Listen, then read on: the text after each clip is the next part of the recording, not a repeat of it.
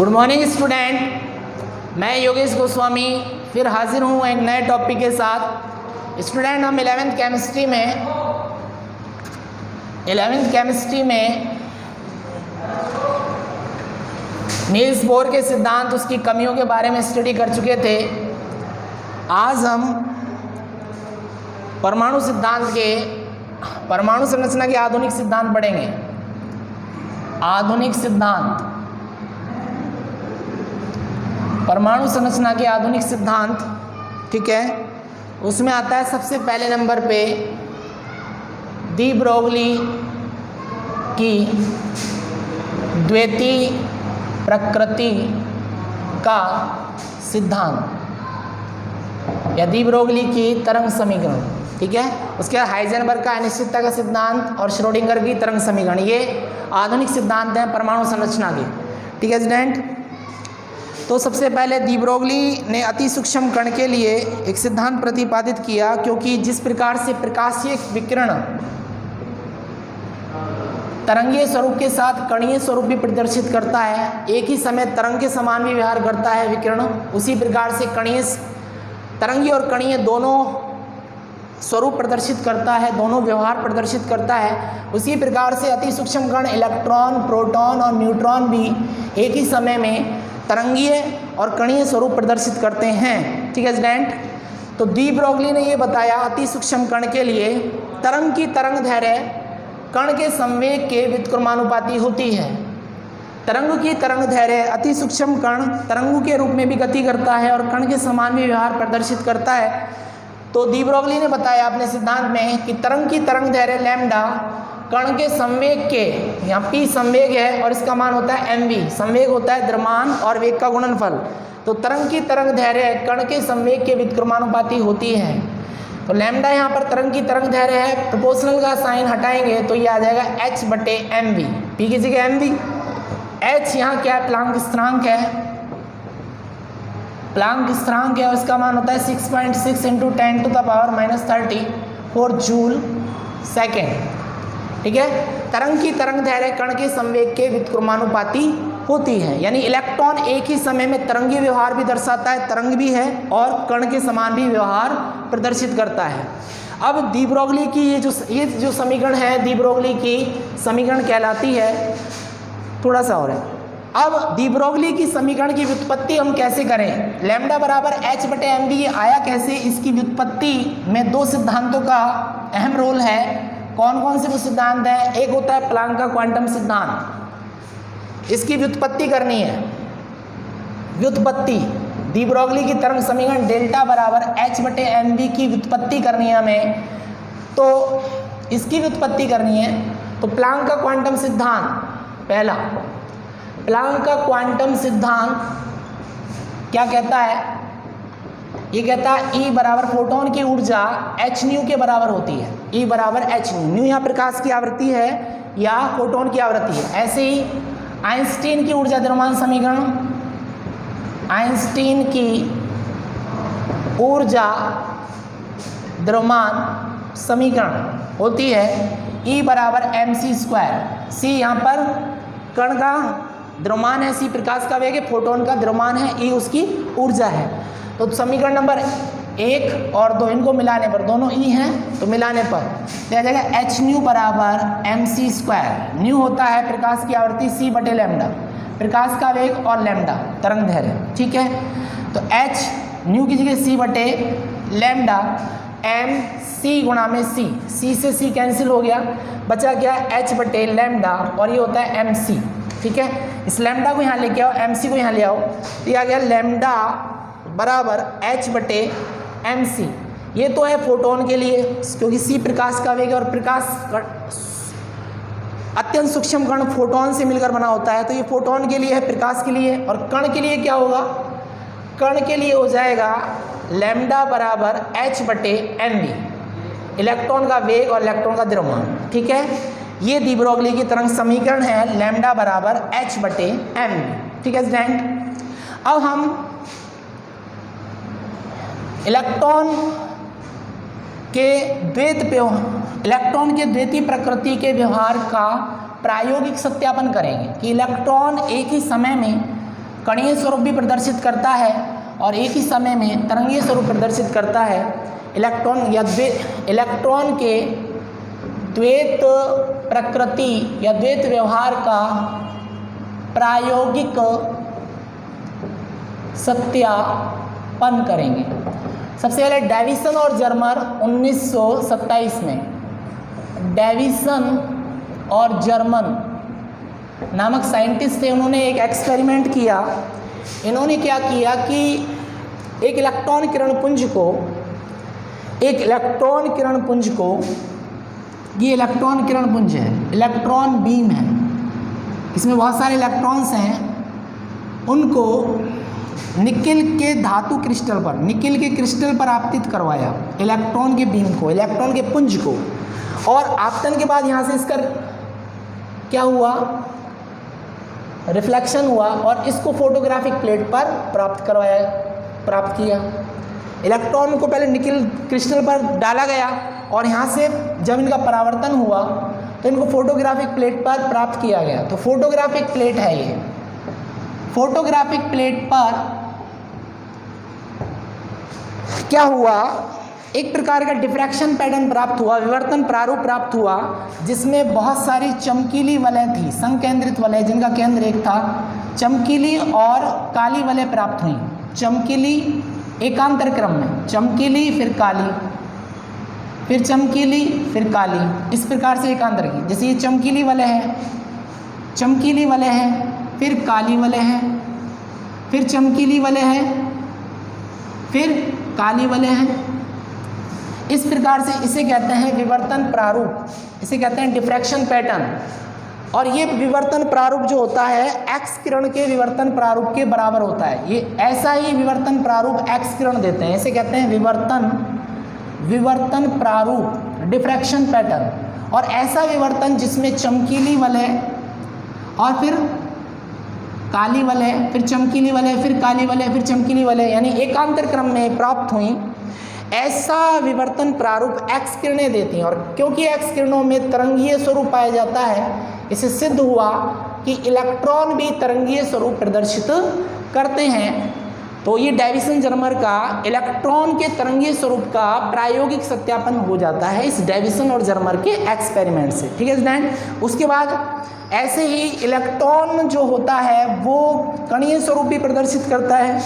इसका भी एक एक्सपेरिमेंट किया गया कि बहुत से इलेक्ट्रॉन के किरण पुंज को या इलेक्ट्रॉन के बीम को जब आप जिंक सल्फाइड से लेपित पर्दे पर डालते हैं, जैसे मान लो ये जिंक सल्फाइड से लेपित पर्दा है, इस पर जिंक सल्फाइड का लेप किया गया है, तो इलेक्ट्रॉन के बीम को आप इस पर डालते हैं तो यहाँ पर लाइट ऑफ स्पॉट बनते हैं, यानी प्रकाश बिंदु बनते हैं। एक इलेक्ट्रॉन से एक लाइट ऑफ स्पॉट मिलेगा, एक लाइट ऑफ स्पॉट मिलेगा, यानी प्रकाश बिंदु प्राप्त होगा। और ये प्रकाश बिंदु स्थानीकृत होते हैं, यानी एक बिंदु द्वारा, एक कण द्वारा जो स्थान प्राप्त किया गया है उसे दूसरा कण प्राप्त नहीं कर सकता। स्थानीकृत का मतलब कण, मेरे द्वारा जो स्थान घेरा गया उसे कोई दूसरा व्यक्ति नहीं घेर सकता। तो एक कण द्वारा जो स्थान घेरा गया उसे दूसरा कण प्राप्त नहीं कर सकता। एक तरंग द्वारा जो स्थान घेरा गया उसे दूसरी तरंग भी प्राप्त कर सकती है, क्योंकि तरंग जो होती है त्रिम में अस्थानीकृत होती है, लेकिन कण क्या होता है, स्थानीकृत। और ये जो प्रकाश बिंदु थे जो कि जिंक सल्फाइड से लेपित पर्दे पे प्राप्त हुए, ये स्थानीकृत थे, स्थानीकृत।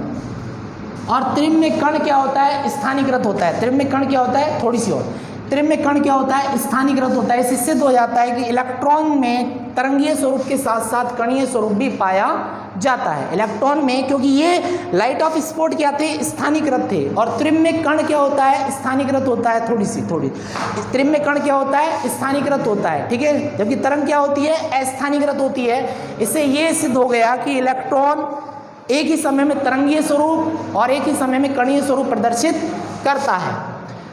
उसके बाद स्टूडेंट डी ब्रोगली के सिद्धांत से ही बोर के कोणीय संवेग के क्वांटीकरण की व्याख्या होती है। डी ब्रोगली सिद्धांत से ही नील्स बोर के कोणीय संवेग के क्वांटीकरण की व्याख्या होती है। नील्स बोर के कोणीय संवेग के क्वांटीकरण की व्याख्या होती है। बोर के कोणीय संवेग के क्वांटीकरण की व्याख्या। नील्स बोर ने ये बताया कि इलेक्ट्रॉन केवल उन्हीं कक्षाओं में चक्कर लगाता है जिनके लिए कोणीय संवेग mvr का मान nh/2π के बराबर होता है। इसका कोई क्लेरिफिकेशन नहीं दिया नील्स बोर ने, क्यों होता है? इसका क्लेरिफिकेशन दिया डी ब्रोगली की तरंग समीकरण में। बोर कहता है इलेक्ट्रॉन के कोणीय संवेग का मान nh/2π के बराबर होता है। यह इलेक्ट्रॉन केवल उन्हीं कक्षाओं में चक्कर लगा सकते हैं जिनके लिए कोणीय संवेग mvr बराबर होता है nh/2π के। तो नील्स बोर इस बात का स्पष्टीकरण नहीं कर पाया, इस बात का स्पष्टीकरण किया डी ब्रोगली का तरंग सिद्धांत। वो यूँ कहता है डी ब्रोगली कि इलेक्ट्रॉन एक ही समय में तरंगी स्वरूप भी प्रदर्शित करता है। ऐसे इलेक्ट्रॉन तरंगीय गति भी करता है और एक ही समय में कणीय गति भी करता है। एक ही समय में, जैसे एक ही समय में वृत्ताकार गति करेगा एक ही समय में, और उसी समय में वो तरंगीय व्यवहार भी प्रदर्शित करेगा। इस प्रकार से ऐसे भी गति करेगा, यूं गति भी करेगा। तो ये तरंग पूर्ण कला में, ये है पूर्ण कला में ये तरंग, क्योंकि इसमें जितने शृंग हैं उतने ही गर्त होने चाहिए, तो पूर्ण कला होगी। जैसे एक शृंग, दो शृंग, तीन शृंग, 4, 5, 6, 7, 8, 9, 10 शृंग हैं और 10 ही गर्त हैं। 1, 2, 3, 4, 5, 6, 7, 8, 9, 10 झुके वाले गर्त हैं और उठे वाले शृंग, तो 10 ही गर्त हैं। तो ये पूर्ण कला में है। और कोई भी तरंग पूर्ण कला में तब होती है जब उसकी परिधि 2πr n लैम्डा के बराबर हो। अपूर्ण कला में नहीं। अपूर्ण कला में क्या होगा, जैसे मान लो ये कणीय गति कर रहा है और ये इस प्रकार से तरंगी गति भी कर रहा है, कणीय भी गति कर रहा है, यहाँ टूट गया। जितने शृंग हैं उतने गर्त नहीं है, एक गर्त कम हो गया, ये कंप्लीट नहीं है। तो शृंग ज़्यादा है, एक ज़्यादा है, गर्त एक कम हो गया, तो ये अपूर्ण कला में है। अपूर्ण कला में है, अपूर्ण कला है, अपूर्ण कला। ये शृंग, ये तरंग अपूर्ण कला में, ये पूर्ण कला में, क्योंकि जितने शृंग है उतने गर्त हैं। वहाँ पर एक गर्त कम हो गया, कंप्लीट नहीं हुआ, पूरा नहीं हुआ, अपूर्ण कला में। तो कोई भी तरंग पूर्ण कला में जब होगी जबकि उसकी परिधि 2πr n लैम्डा के बराबर होगी। अब हम यहाँ से चलेंगे। डी ब्रोगली के अनुसार लैम्डा होता है h/mv के बराबर। हम ये जानते हैं, डी ब्रोगली समीकरण है h/mv। मान रखेंगे 2πr बराबर n और लैम्डा की जगह h/mv। mv को तो यहाँ ले आओ और 2π को यहाँ ले आओ, तो ये जाएगा mvr बराबर nh/2π। और ये क्या है, ये नील्स बोर की अवधारणा है। नील्स बोर की अवधारणा यानी कोई भी इलेक्ट्रॉन उसी वृत्ताकार कक्ष में चक्कर लगाएगा जिसके लिए कोणीय संवेग mvr का मान nh/2π के पूर्ण गुणज हुआ। इसका स्पष्टीकरण किया है डी ब्रोगली के सिद्धांत में। ठीक है स्टूडेंट, इस प्रकार से। उसके बाद हम हाइजेनबर्ग का अनिश्चितता का सिद्धांत पढ़ेंगे। आधुनिक सिद्धांत है हाइजेनबर्ग का अनिश्चितता का सिद्धांत। हाइजेनबर्ग के अनिश्चितता का सिद्धांत, हाइजेनबर्ग के अनिश्चितता का सिद्धांत क्या कहता है कि अति सूक्ष्म कण, जैसे इलेक्ट्रॉन, प्रोटॉन, न्यूट्रॉन के लिए, अति सूक्ष्म कण के लिए उसकी स्थिति में अनिश्चितता और उसके संवेग में अनिश्चितता का यथार्थता से या परिशुद्धता से परिकलन करना इम्पॉसिबल है।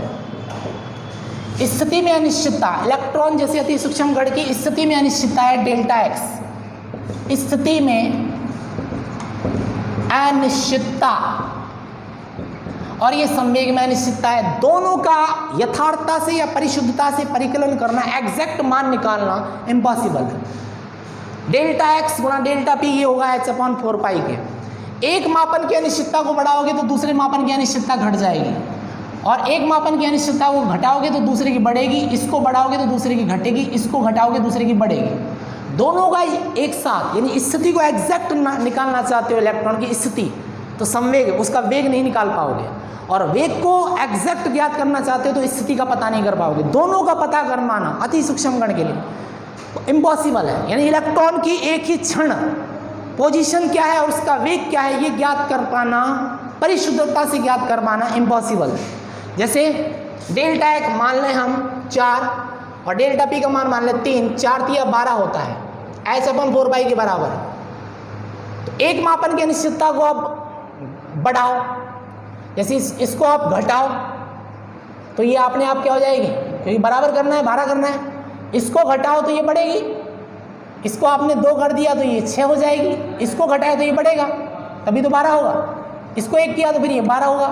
यानी दोनों का एग्जैक्ट मान यथार्थता से या परिशुद्धता से ज्ञात कर पाना इम्पॉसिबल है। इसे कहते हैं हाइजेनबर्ग का अनिश्चितता का सिद्धांत। ठीक है, उसके बाद आता है स्टूडेंट श्रोडिंगर की तरंग समीकरण।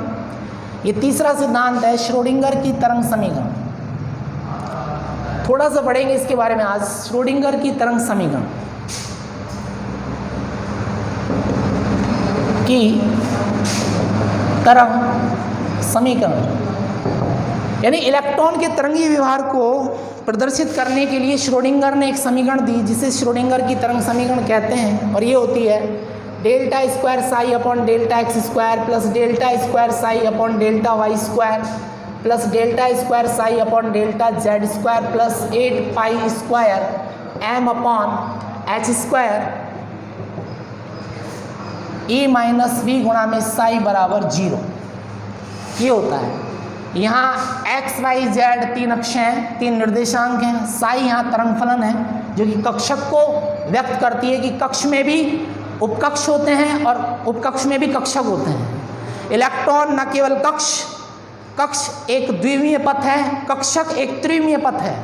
नाभिक के चारों ओर वह स्थान, वह त्रिमीय स्थान जहाँ इलेक्ट्रॉन पाए जाने की प्रायिकता मैक्सिमम होती है, 95% होती है, उसे कक्षक कहते हैं। ठीक है, और यहाँ m इलेक्ट्रॉन का द्रव्यमान है, h प्लैंक का स्थिरांक है, e इलेक्ट्रॉन की टोटल एनर्जी है और v स्थितिज ऊर्जा और साई तरंग फलन है जो कि कक्षक को व्यक्त करता है। ठीक है, तो नाभिक के चारों ओर वह स्थान जहाँ इलेक्ट्रॉन पाए जाने की प्रोबेबिलिटी मैक्सिमम होती है उसे कक्षक, और जहाँ इलेक्ट्रॉन पाए जाने की प्रोबेबिलिटी 0 होती है उसे नोडीय पृष्ठ या नोडीय तल कहते हैं। ठीक है, जैसे ये है नाभिक, इसके चारों तरफ ये क्या है, 1s कक्ष है, फिर उसके बाद ये क्या है, ये 2s कक्ष है, फिर उसके बाद ये क्या है, ये 3s कक्ष है। तो 1s कक्षक 2 कक्षों के मध्य एक त्रिमीय स्थान पाया जाता है जहाँ इलेक्ट्रॉन पाए जाने की प्रोबेबिलिटी 0 होती है, उसे कहते हैं नोडीय पृष्ठ या नोडीय तल। जैसे ये 1s है और ये जो है ये 1s कक्षक है ये वाला, और ये 2s है और ये वाला 3s है। तो 2 कक्षकों के बीच में पाया जाने वाला एक पृष्ठ, इनके बीच में जो पृष्ठ पाया जाता है जहाँ इलेक्ट्रॉन पाए जाने की प्रोबेबिलिटी 0 होती है उसे कहते हैं नोडीय पृष्ठ। और नोडीय पृष्ठ हमेशा गोलाकार होता है और इसकी संख्या कैसे निकाली जाती है, n-1 से। जैसे 2s में कितने नोडीय पृष्ठ होंगे, तो 2s में n का मान कितना है, n का मान 2 है, तो 2 - 1 बराबर 1 नोडीय पृष्ठ होगा। 3s के लिए कितने होंगे, n का मान कितना है, 3 है, तो 3 - 1 यानी 2 नोडीय पृष्ठ होंगे। ठीक है, तो 2 कक्षकों के मध्य पाया जाने वाला ये तो कक्षक है और ये गोलाकार है 1s कक्षक, s कक्षक गोलाकार है। तो 2 कक्षों के पाया जाने वाला, 2 कक्षों के मध्य पाया जाने वाला वह त्रिमीय स्पेस जहाँ इलेक्ट्रॉन पाए जाने की प्रोबेबिलिटी 0 होती है उसे कहते हैं नोडीय पृष्ठ। नोडीय तल चौकोर होते हैं, नोडीय पृष्ठ गोलाकार होते हैं। नोडीय तल ज्ञात करने तो सूत्र है n - l - 1, n - l - 1 इस प्रकार से निकालते हैं। जैसे, ठीक है स्टूडेंट, जैसे हम एक एग्जाम्पल और बता देते हैं। जैसे P कक्षों की आकृति के बारे में बात करें तो S कक्षक गोलाकार होता है, दिशात्मक अदिशात्मक होता है S कक्षक, क्योंकि नाभिक से सभी संभव दिशाओं में इलेक्ट्रॉन पाए जाने की प्रायिकता हर जगह एक जैसी है। कोई भी स्थान ऐसा नहीं है एस कक्षक के लिए जहाँ इलेक्ट्रॉन पाए जाने की प्रायिकता एक स्थान पर मैक्सिमम और दूसरे पर मिनिमम हो। नाभिक से सभी संभव दिशाओं में इलेक्ट्रॉन पाए जाने की प्रोबेबिलिटी एक जैसी है, समान है। तो ये अदिशात्मक है, अदिशात्मक है, अदिशात्मक, यानी कोई भी स्थान ऐसा नहीं है जहां ओवरलैपिंग मैक्सिमम हो सके। कोई भी कक्षक इससे कहां से भी ओवरलैपिंग कर सकता है। वैसे तो कक्षक हमेशा उसी जगह से ओवरलैपिंग करते हैं जहां इलेक्ट्रॉन पाए जाने की प्रोबेबिलिटी सबसे ज़्यादा होती है, लेकिन एस कक्षक में इलेक्ट्रॉन पाए जाने की प्रोबेबिलिटी हर जगह एक जैसी है। कोई भी एक स्थान ऐसा नहीं है जहां इलेक्ट्रॉन पाए जाने की प्रोबेबिलिटी मैक्सिमम हो। तो कहाँ से भी अतिव्यापन कर लेगा कोई दूसरा कक्षक। तो ये इसलिए अदिशात्मक है। इसके द्वारा जो बंध बनते हैं वो कमजोर बनते हैं। ठीक है। पी कक्षक के 3 उपकोष होते हैं। पी उपकोष के 3 कक्षक होते हैं, पी एक्स, पी वाई और पी जेड। कैसे इनका आकार क्या है, इसकी ये डंबलाकार होता है जैसे पी एक्स। इस प्रकार से एक्स अक्ष की ओर लपेट दिया, ये पी एक्स हो गया। पी वाई, वाई अक्ष की ओर लपेट दिया 2 पालियों को। ठीक है। और पी जेड, जेड अक्ष की ओर लपेट दिया हमने इस प्रकार से, ये पी जेड हो गया। पी उपकोष के 3 कक्षक हैं, पी एक्स, पी वाई और पी जेड। और इन 2 पालियों पर इलेक्ट्रॉन पाए जाने की प्रोबेबिलिटी मैक्सिमम होती है। और इनके बीच में, इन 2 पालियों के बीच में, ये पी एक्स है, इनके बीच में पाया जाने वाला एक चौकोर तल होता है जिसे हम कहते हैं नोडीय तल। नोडीय तल एस कक्षक में तो गोलाकार होता है तो उसे नोडीय पृष्ठ कहते हैं। पी कक्षक में ये जैसे पी एक्स का नोडीय तल हो गया, पी वाई का बनाए तो इन 2 पालियों के बीच में बनेगा ये पी वाई का, ये पी वाई का नोडीय तल। अगर हम पी जेड का बनाएं तो पी जेड का इनके बीच में बनेगा इस प्रकार से, ये नोडीय तल, ये नोडीय तल। यहाँ इलेक्ट्रॉन पाए जाने की प्रोबेबिलिटी 0 होती है नोडीय तल या नोडीय पृष्ठ पर। ठीक है स्टूडेंट। उसी प्रकार से नोडीय तल की जो हम, जैसे डी है, डी उपकोष है, डी उपकोष के 5 कक्षक होते हैं। पी उपकोष के 3 होते हैं, P X, P Y, P Z. और डी उपकोष के कितने होते हैं? 5 होते हैं। जैसे D x Y, D Y Z, D Z X, D X square minus Y square, D Z square. कैसे बनाएंगे? इसको x मान लिया, इसको x डैश, इसको y मान लिया, इसको y डैश।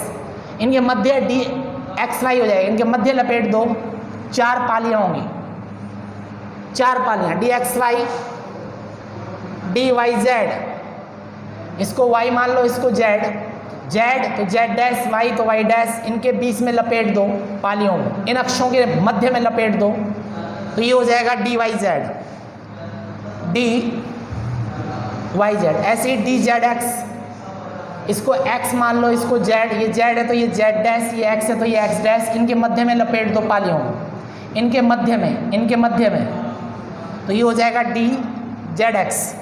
ऐसे ही 2 और हैं, D X square minus Y square और डी जेड स्क्वायर। इनको कैसे व्यक्त करेंगे? X square minus Y square को, जैसे ये x है तो ये x डैश, ये y है तो ये y डैश, इनके ऊपर लपेट दो एक्स स्क्वायर।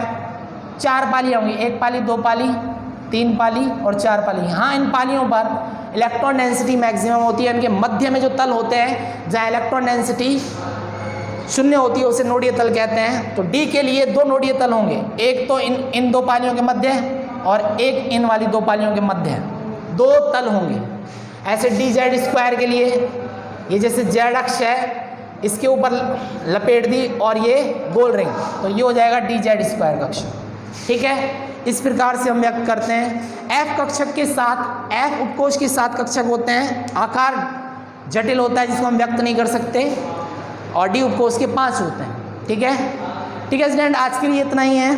आशा करता हूँ जो बातें समझाई हैं समझ में आई होंगी। कोई प्रॉब्लम हो कमेंट बॉक्स में डालो और इसकी PDF हम आपको सेंड कर देंगे। Thank you so much student.